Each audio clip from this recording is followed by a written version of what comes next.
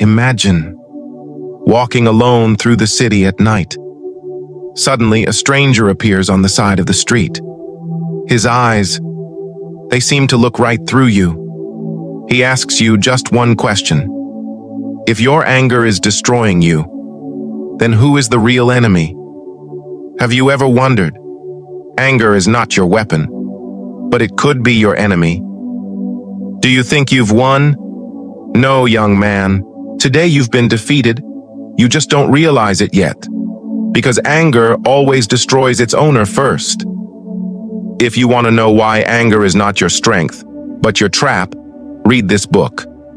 Inside, you'll find the door to your freedom. Anger is temporary madness. Seneca. If anger is madness, am I destroying myself every day? Have you ever thought, aren't the greatest harms in your life caused by anger? A word spoken in rage, a broken relationship, a sudden act, aren't these still haunting your life? So the question is, does anger really defend us? Or is it the weapon of our own destruction? He who gives way to anger harms himself first. Seneca. Please subscribe and stay with us.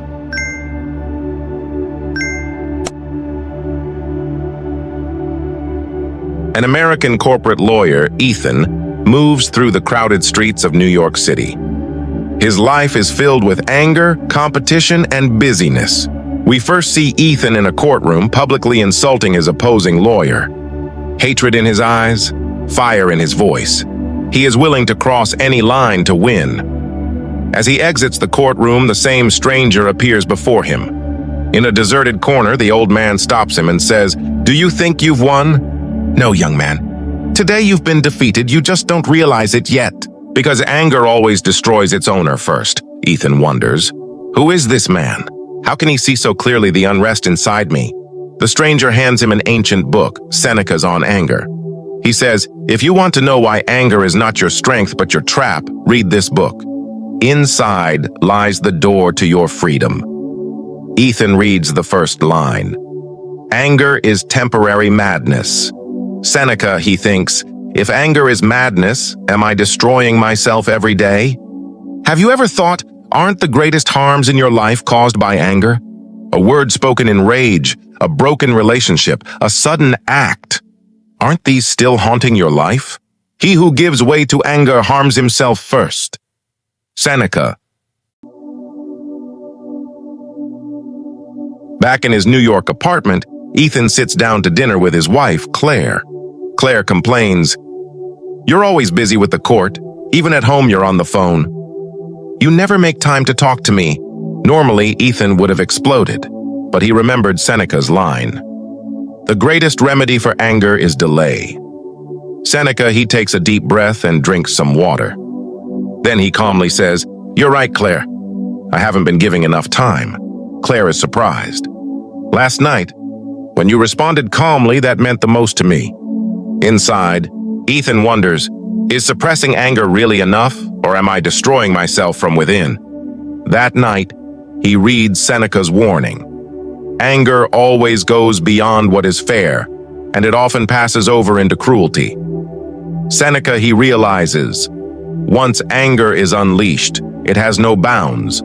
If he had spoken harshly to Claire today, it could have started the breakdown of their relationship. Ethan understands, controlling anger is not just for himself, it's a gift to those he loves.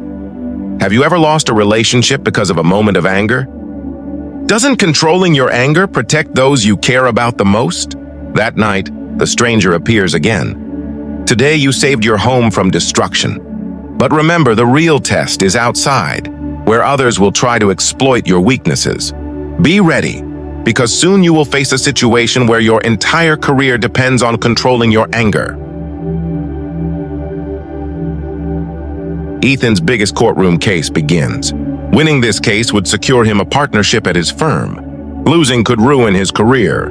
His opponent, Marcus Reed, is cunning, sly, and skilled in provocation. Marcus knows Ethan's weakness, his anger. So in court, he repeatedly insults, mocks, and even attacks Ethan personally. At first, Ethan's face flushes, his hands tremble. He silently screams, "I can't take this!" But then he remembers Seneca.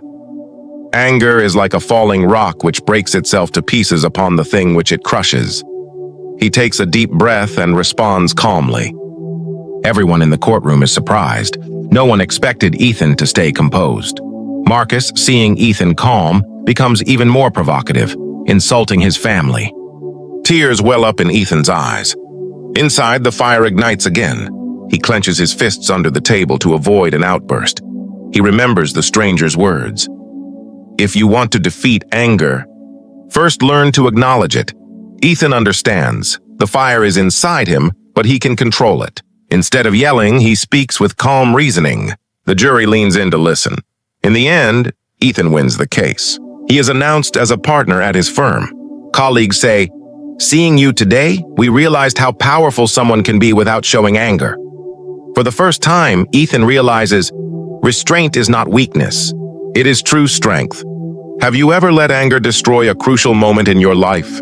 Imagine if you had controlled it, like Ethan. How different could your life have been? That night, the stranger appears again.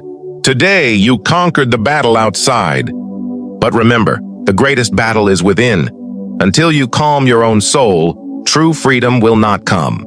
Ethan wakes up, feeling that he is truly on a strange and transformative journey. Victory in court made Ethan confident, but the toughest battle awaited at home. One evening, Claire tells him, "Ethan, I can't do this anymore. You're always absorbed in work, never have time for me. And when I try, your face is full of anger." Ethan can't respond at first. A fire blazes inside his chest. He feels that if he speaks now, he might say something that could permanently damage their relationship. Seneca's warning comes to mind. Anger, if not restrained, is frequently fatal to the one who indulges it. Claire continues, "You may have won in court, but here you're losing, Ethan. At home, you're that angry man I don't recognize." Ethan can't bear it. His hands shake, his face hardens. He feels the explosion coming. Then his young daughter Sophie runs in from playing and says, "Daddy, will you sit with me?" Seeing her innocent eyes, Ethan suddenly stops. He realizes showing his anger now would hurt not just Claire, but his daughter as well. He takes a deep breath and sits on the sofa. Slowly he says, "You're right, Claire. I've let anger control me for too long. I'm trying to change." Tears in her eyes, Claire looks at him. For the first time, Ethan understands. Controlling anger is not just self-discipline, it's protecting his family. Have you ever had a moment when a single angry word nearly destroyed a relationship? If you had paused, taken a breath, could the story have been different? That night, Ethan dreams of the stranger again. He says, "Today you learned anger doesn't just destroy your enemies, it destroys everything within the home. If you want to protect those you love, you must learn not just to restrain anger, but to extinguish it completely." Ethan wakes with tears in his eyes. He realizes his journey is no longer just for himself, but for the future of his family. Ethan was gradually changing his life, but the outside world always looks for opportunities to break your patience. Now, a public test had come into Ethan's life. After winning a major case, Ethan became the center of media attention. He was invited to a TV talk show, but the show was hosted by Victor Hale, a notorious host who thrived on making his guests angry to boost ratings. During the show, Victor said, "Mr. Carter, many are saying your victory was just a stroke of luck. Some even claim you influenced the jury." A murmur ran through the studio. Fire ignited inside Ethan. The old Ethan would have immediately yelled back at Victor, but this time, he remembered Seneca's teaching. The best answer to anger is silence. Rage's best response is silence. He stayed silent for a few seconds. Victor expected an outburst, but Ethan calmly said, "I believe the truth always prevails. Today I will rely not on shouting, but on the truth." For a moment, the studio was silent. Then the audience applauded, but Ethan knew, behind that applause, a fierce struggle was happening within him. Remaining silent felt easy, but controlling the inner fire was difficult. Yet he realized, each time he restrained his anger, a new strength was born within him. Have you ever met someone who deliberately tried to make you angry? Did you give them victory, or like Ethan, stayed silent to show your true strength? That night, the stranger appeared again in a dream. He smiled and said, "Today you understand. Not all battles are won with a sword. Sometimes silence is the strongest weapon. But remember, this journey is not over. Soon you will face a situation where controlling your anger will lead to your greatest life-changing moment." Ethan opened his eyes. For the first time, he felt like he was truly becoming a new person. Ethan had survived the public test, but the most painful blow came from within, a betrayal by someone close. One morning, Ethan learned that his closest friend and colleague, Daniel, whom he trusted like a brother, had leaked the company's confidential documents to a rival firm. Even the firm began to doubt Ethan. Hearing this news, Ethan's chest burned. He slammed his hand on the table and said, "I will settle this with Daniel today." Ethan stormed into Daniel's office. Daniel trembled with fear. Ethan was about to yell when he suddenly remembered Seneca's warning. Anger is a brief madness.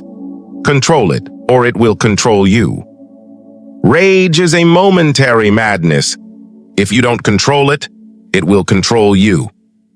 Ethan paused and took a deep breath. Instead of yelling, he calmly said, "Daniel, I know you betrayed me, but I don't want my anger to make me act like you. If you truly did this, justice will take its course. I will let the law handle it." Daniel was shocked. He expected Ethan to lash out or humiliate him, but Ethan's calm voice broke him even more. Eventually, Daniel confessed everything. Daniel was fired. Ethan's innocence was proven. The firm's board respected Ethan even more for his calm and controlled behavior. Ethan realized if anger had taken hold, he might have been the one fired today. By controlling his anger, he let the truth prevail. Have you ever faced a situation where betrayal made you furious? Can you imagine? If you had stayed calm like Ethan, what might have happened? That night, the stranger appeared in a dream again. He said, "Today you learned, if you fuel the fire of betrayal with your anger, you only burn yourself. But if you extinguish the anger, truth will shine on its own." Tears filled Ethan's eyes. He felt that he was slowly moving toward true freedom. Ethan thought his lessons were over. But the hardest test was still ahead, facing his own past. One day, Ethan received a call from his old colleague, Mark. Mark was the person Ethan had insulted years ago in a fit of anger, driving him out of the office. At that time, Ethan had almost destroyed his career trying to assert his power. Now Mark returned as a successful lawyer. On the phone, he said, "You ruined my life, Carter. Today, I want you to face that injustice." Ethan's chest shook. Suddenly he realized anger had not only hurt him, but he had hurt many others too. His own fire had destroyed others' lives. Standing in front of a mirror, he asked himself, "Have I truly changed? Or have I only learned to restrain my anger while avoiding the consequences of past wounds?" Finally, Ethan summoned the courage to meet Mark. Mark stared sharply at him. Ethan spoke calmly. "Mark, I know my anger hurt you. I never intended to destroy your life, but I did. Today I just want to say, I'm sorry." Mark froze. After a few silent seconds, he slowly said, "You know, I've wanted to hear that for a long time." For the first time, Ethan realized restraining anger is not enough. True freedom comes from taking responsibility for past wounds. He understood that anger traps not just the present, but the past as well. Learning to apologize is like breaking chains. Have you ever hurt someone in anger? Have you thought one word, sorry, could heal the wound? That night, the stranger appeared in a dream again. He said, "Today you learned. Anger not only blocks progress forward, it binds you to the past. The truly wise are those who acknowledge the wounds of their past and seek freedom." Ethan closed his eyes quietly. Inside him, a new light seemed to ignite. Ethan had come a long way. He had learned to control his anger, to turn silence into strength. and to seek forgiveness. But the greatest test of his life was still ahead, a situation where anger would try to claim him one last time. One evening, as Ethan was leaving the office, he received devastating news. His wife, Claire, and daughter, Sophie, had been injured in a car accident. At the hospital, he saw Claire seriously hurt, and little Sophie crying out for her father. The police reported that a drunk driver had caused the accident, and that same driver was being brought to the hospital for treatment under police custody. From a distance, Ethan saw the guilty driver being wheeled in on a stretcher. Fire erupted in his chest. One thought consumed him. "I'm going to finish him." His fists clenched. He started moving quickly toward the driver. At that moment, Sophie called out weakly, "Daddy!" "Please don't be angry." Ethan froze. In her eyes, he saw both trust and fear. She was afraid of her father's anger. In that instant, Ethan understood. If he gave in to his anger now, he wouldn't just harm a drunk driver. He would forever change how Sophie saw her father. He heard the stranger's voice echo in his mind. "The revenge you seek might satisfy your hunger for a moment, but it will bind your soul again." Conquering anger doesn't mean forgiving the enemy. It means freeing yourself. Ethan slowly released his hands. He looked at the police and calmly said, "The law will punish him. I will no longer let anger rule me." He went to Claire's side and held her hand. Sophie looked at her father with a small smile, because now she saw he had truly changed. Ethan finally learned, anger does not destroy the enemy. It destroys the angry, but the one who conquers anger is the truly free person.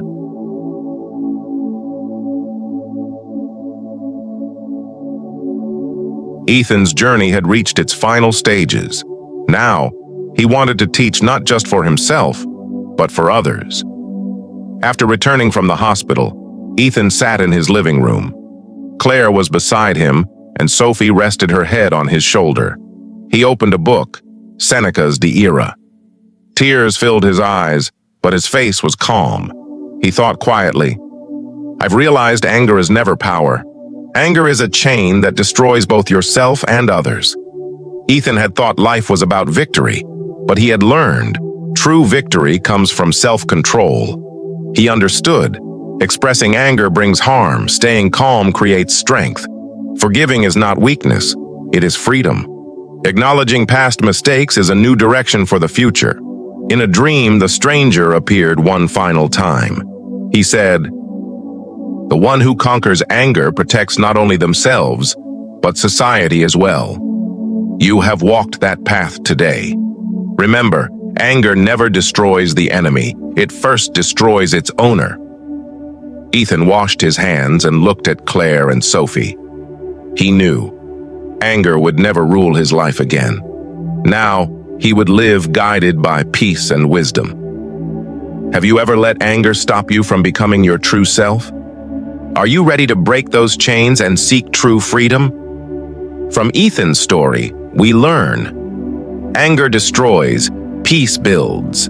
Conquer your anger and protect both your relationships and your career. This is Seneca's timeless teaching. Anger destroys the angry,